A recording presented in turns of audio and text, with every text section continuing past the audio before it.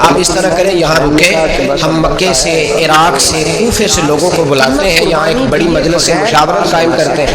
امام حسین فرمانے لگے اگر تم مشاورت قائم کرو گے تو ولید اور عبد الملک بن مروان وہ تو جنگ کرنے کو تیار ہے، اور نبی پاک نے فرمایا ایک مینڈا ہوگا جس کی وجہ سے مدینے کی گلیوں میں لہو بہے گا۔ آپ فرمانے لگے میں وہ بکرا وہ مینڈا نہیں بننا چاہتا۔ حضرت کہا پھر آپ کیا کریں گے؟ تو امام حسین رو پڑے، فرمانے لگے میں مدینہ چھوڑ جاؤں گا لیکن مدینے کی حرمت پامال نہیں ہونے دوں گا۔ امام علی مقام آدھی رات کے وقت نکلے، سیدہ فاطمہ کا دروازہ ایک اس دن تھا جس دن حضرت مولا علی کوفہ چلے گئے، اور دوبارہ آج تالا لگا جب امام حسین نکلے۔ آپ جنت البقیع کے پیچھے کھڑے ہو کے حضور کا روزہ دیکھنے لگے۔ اس وقت گنبد تو نہیں ہوتا تھا، روزہ دیکھنے لگے۔ نانا تیرے کرم کے خزینے کی خیر ہو، میں جا رہا ہوں تیرے مدینے کی خیر ہو۔ سارا خاندان لے گئے، مکے تشریف لے گئے۔ حج کے ایام قریب آنے والے تھے۔ امام حسین نے وہاں لوگوں سے باتیں کی۔ جب امام حسین وہاں پہنچے تو کوفے سے خط آنے لگے۔ کوفہ حضرت علی کا دارالخلافہ تھا، وہاں آپ کے محبین پیار کرنے والے ڈھیروں تھے، انہیں خط لکھے کہ حضور آپ چپ کر کے بیٹھے ہوئے ہیں اور ہمارے اوپر یزید مسلط ہو گیا ہے۔ آپ اگر میدان میں نہیں نکلیں گے، آپ نہیں آئیں گے تو ہم اللہ کی بارگاہ میں شکوہ کریں گے کہ کوئی ہماری کمان کرنے کو تیار ہی نہیں ہوا۔ اور وہ خط 1 2 3 نہیں آئے، وہ خط اتنے تھے کہ 3 بوریوں میں بھرے تھے امام حسین نے دیا نہیں، 3 بوریوں میں۔ اب مجبوری ہو جاتی ہے، حق کے لیے کئی دفعہ بات کرنا مجبوری ہوتی ہے، اگر نہیں کرے گا تو پھر اس کو بھی قبر میں جواب دینا پڑے گا۔ امام علی مقام رضی اللہ تعالیٰ عنہ نے مکے میں اب لوگوں کو جمع کیا مشورے کے لیے۔ ہر بندے نے کہا حضور وہ بلا تو رہے ہیں پر اپنے وعدوں کے پکے، کہا حضور وہ پکے نہیں، آپ نہ جائیں۔ ہر بندے نے حالات ٹھیک نہیں، حالات باپ گراؤنڈ ریالٹی صحیح نہیں، یہی مشورات بھی ہر بندہ دیتا ہے، ابھی حالات نہیں، اتنے خراب حالات کبھی نہیں ہوئے تھے جتنے امام حسین کے دور میں تھے۔ لیکن فرمایا میں دین کے خلاف غلط حکمران کو مسلط ہونے کی اجازت، بول کے بتائیے، غلط حکمران کو مسلط ہونے کی اجازت، مزاحمت کروں گا، مخالفت کروں گا۔ امام کہنے لگے کوئی بات نہیں، وہ میرے ساتھ چلے نہ چلے لیکن میں کوفے جاؤں گا۔ وہ لوگ میرے ساتھ کھڑا ہونے کو تیار ہے تو وہ جھوٹ ہے کہ سچ ہے پر میں چلوں گا۔ 12 سال جب امام علی مقام نے اصرار فرمایا تو جو آپ کے قریبی صحابہ کرام کی اولادیں تھی ساری ہے کہ راضی رہیں، یہ بھی اب بیماری ہے۔ کچھ لوگ کہتے ہیں نہیں صحابہ نہیں ساتھ چلے، تو میں کہتا ہوں اہل بیت نبوت کے تو کل افراد 21 تھے، تو 72 میں باقی اولادیں کس کی تھی؟ وہ ساری صحابہ کی اولادیں، وہ سارے پتہ نہیں کیوں اس طرح کا فلسفہ بیان کیا جاتا ہے جس میں حالات خراب ہو۔ حضرت سیدنا امام علی مقام کو جب بہت زیادہ کہا گیا نا تو امام حسین رضی اللہ تعالیٰ عنہ نے فرمایا چلو میں ایک کام کرتا ہوں، مسلم بن عقیل کو بھیجتا ہوں۔ حضرت علی کے بھتیجے ہیں، امام حسین رضی اللہ تعالیٰ عنہ کے چچا کے بیٹے ہیں، حضرت عقیل کے صاحبزادے مسلم بن عقیل، بڑے سمجھدار آدمی تھے، معاملہ فہم تھے، بڑے جری تھے، اتنا زبردست مشورہ کم لوگ دیتے ہیں جتنا مسلم بن عقیل دیتے تھے۔ ان کو بھیجا گیا کوفے۔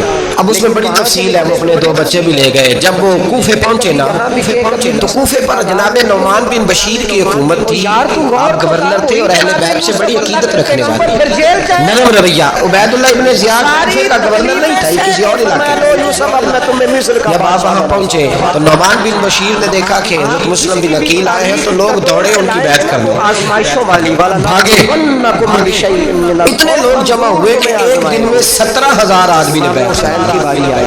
کتنے بندے جی؟ کتنے؟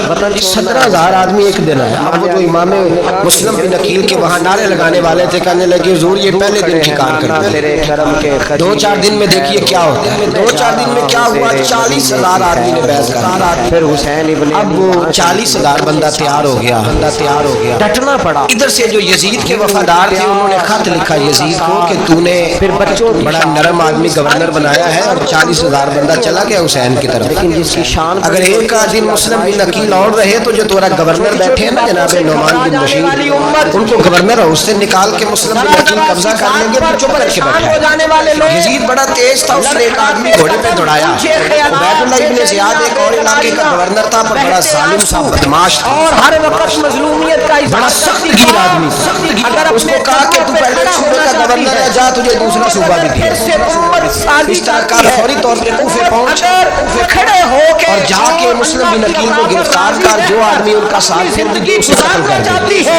اس نے کیا کیا، وہ آگے ہاتھ کو آیا، منہ چھپایا، جبہ پہنا، لوگ سمجھے امام حسین آ گئے۔ اس امت کو بہت سارے لوگوں نے اس کے نعرے بھی لگائے۔ وہ چپکے سے داخل ہوا اور چپکے سے داخل ہو کے اس نے سب سے پہلا کام یہ کیا کہ نعمان بن بشیر رضی اللہ عنہ کو معزول کیا، کوفے کے گورنر اس پہ قبضہ کیا۔ پھر اس نے اسی وقت سوئے ہوئے سرکردہ لوگ، وہ دیکھو جس طرح ایک گاؤں کا چودھری دوسرے کا محلے میں قبیلوں کے جو لوگ تھے چودھریوں کو بلایا، کچھ کو سزائیں دی اور لا کر کے خیمے میں کچھ کو سخت کہا، کچھ کو ان کے عیب گنوائے کہ وہ تمہارا فلانا مسئلہ پھر خراب کر دوں گا، بلیک میل کیا۔ صبح ہونے تک حالات اگر تم نے میرے قابو میں نہ کیا تو یاد رکھنا بڑا مشکل ہے، بڑی چیزیں لوگوں کو یاد آئی۔ اللہ جو میدانوں میں ڈٹ کے رہنے کچھ ہوتا ہے، بعد میں معاملہ کچھ ہوتا ہے۔ حضرت مسلم بن عقیل کے ساتھ جس دن عبید اللہ ابن زیاد آیا 40,000 کا لشکر، اگلے دن صبح ہوئی، اگلے دن تو یہ حال ہو گیا کہ آپ جب کوفے کی جامع مسجد میں زور کی نماز کے لیے گئے تو 5,000 آدمی نماز پڑھ گئے، اور جب مغرب کا وقت آیا تو لوگوں نے چند ہزار لوگ رہ گئے، نماز کی نیت باندھی۔ توجہ کرنا میری بات، ایک مسئلہ بھی سمجھ میں آیا۔ لوگوں نے نماز کی نیت باندھی تو حضرت مسلم بن عقیل امامت کر رہے ہیں، ہاتھ باندھے ہوئے ہیں، تو بہت سارے لوگوں نے پیچھے ہاتھ چھوڑ دیے۔ ایک بندے نے دوسرے سے پوچھا وہ ہاتھ کیوں نہیں باندھتے؟ کہنے لگے اگر عبید اللہ ابن زیاد کے کسی بندے نے دیکھ لیا نا ہم اسے کہیں گے ہم تو نماز پڑھ نہیں رہے تھے، ویسے ہی کھڑے تھے، عربی نے عطا فرمایا تھا، ہاتھ نہیں باندھے سرے سے۔ جب نماز کی امامت باندھی تو 10-11 صفیں تھی۔ جب مسلم بن عقیل رضی اللہ عنہ نے سلام پھیرا تو مجھے بندہ ہی کوئی نہیں۔ حضرت مسلم بن عقیل کو گرفتار کیا گیا۔ عرب کا رواج تھا دشمن کو سخت سزا دیں تاکہ باعث عبرت بنے۔ بہت اونچا مینار تھا کوفے کا، گورنر ہاؤس کا، اوپر لے جا کے جناب مسلم بن عقیل کو زمین پہ گرایا گیا۔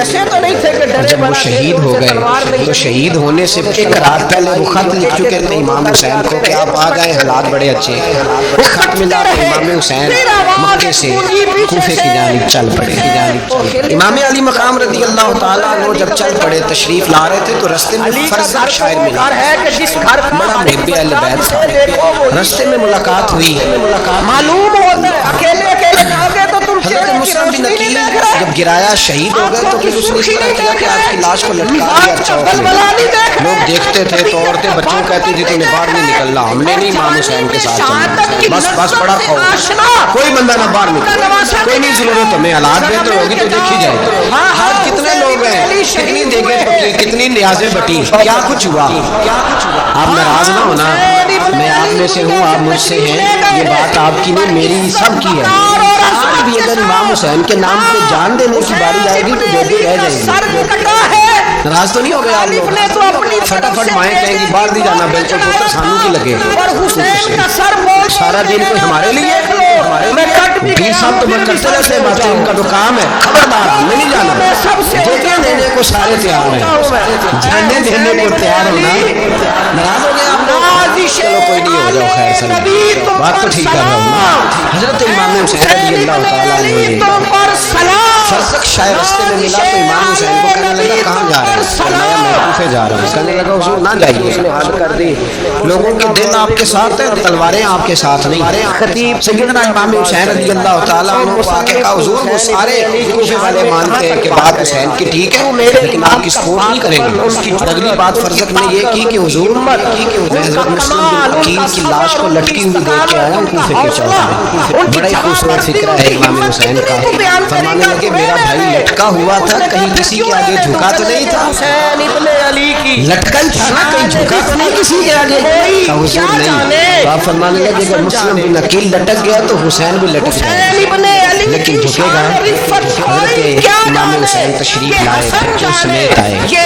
हुर बिन यजीद एक शख्स था, हुर बिन यजीद एक मुख्तसर सा लश्कर लेके उसने इमाम हुसैन को जगह पे रोका, फिर दूसरी जगह पे रोका, फिर आकर तीसरी जगह पे रोका तो इमाम हुसैन ने फरमाया हुजूर का बला, मैं बस यही खेमे लगा दूं, यही करता है, यही का हौसला ज़्यादा है। पूछा इमाम हुसैन से कि सारे ज़माने ने रोका है, तेरे ज़माने का ठीक है आप हाथ पे हैं, ये भी सबने कहा आप हाथ पे हैं, पर रोका भी सबने, आप रोके क्यों नहीं? सार करे।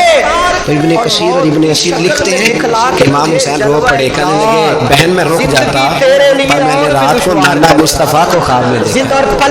तो हुजूर ने फरमाया हुसैन अगर आज ये रिवाज पड़ गया ना यजीद जैसे लोगों का तो क़यामत तक पड़ा रहेगा।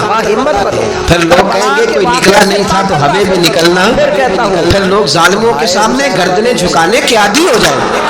मैं कहता रहता हूँ करबला की जंग कुफर इस्लाम की जंग नहीं, कुफर इस्लाम की जंग नहीं करबला की, क्योंकि यजीद तो बड़ा पक्का नमाजी था, खुतबा देता था वो तो।